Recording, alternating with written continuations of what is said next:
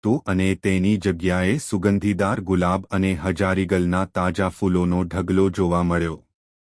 આખા વાતાવરણમાં ફૂલોની સુગંધ ફેલાઈ ગઈ. આ ચમત્કાર જોવા છતાં નવાબનો અહંકાર ઓગળ્યો નહીં.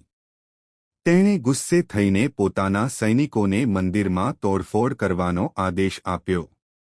જેવા સૈનિકો હથિયાર લઈને આગળ વધ્યા, ત્યાં જ માં બહુચર અને માં ચામુંડાનો પ્રચંડ કોપ થયો. અચાનક મંદિરમાંથી કાળા ભમરાઓ અને ભમરીઓનું એક વિશાળ ઝુંડ બહાર આવ્યું અને નવાબના સૈનિકો પર તૂટી પડ્યું.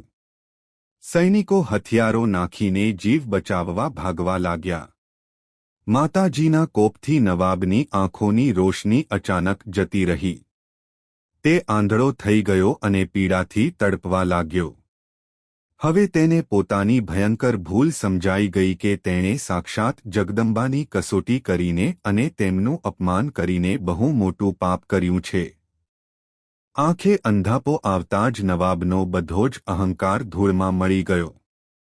તે જમીન પર બેસીને રોતો રોતો માં બહુચર અને માં ચામુંડાની માફી માંગવા લાગ્યો. હે માં, મને માફ કરી દો. હું અજ્ઞાની પાપી તમારી દિવ્ય શક્તિને ઓળખી ન શક્યો. જો તમે મારી આંખો પાછી આપશો તો હું આજીવન તમારો ભક્ત બનીને રહીશ. માતાજી દયાળુ છે. નવાબનો સાચો પસ્તાવો જોઈને માતાજીએ તેને માફ કર્યો અને ચમત્કારિક રીતે તેની આંખોની રોશની પાછી આવી ગઈ. નવાબે માતાજીના જય જયકાર કર્યા, માતાજીને સોના ચાંદીના છત્તર ચડાવ્યા અને પોતાના રાજ્ય તરફથી અખંડ દીવા માટે હંમેશા દિવેલ મોકલવાનો વચન આપ્યો. આ સત્ય ઘટના દર્શાવે છે કે જ્યારે પણ કોઈ અહંકારી ધર્મ કે શક્તિની મજાક ઉડાવે છે, ત્યારે માં બહુચર અને માં ચામુંડા તેના અહંકારને તોડીને સત્યનો માર્ગ બતાવે છે.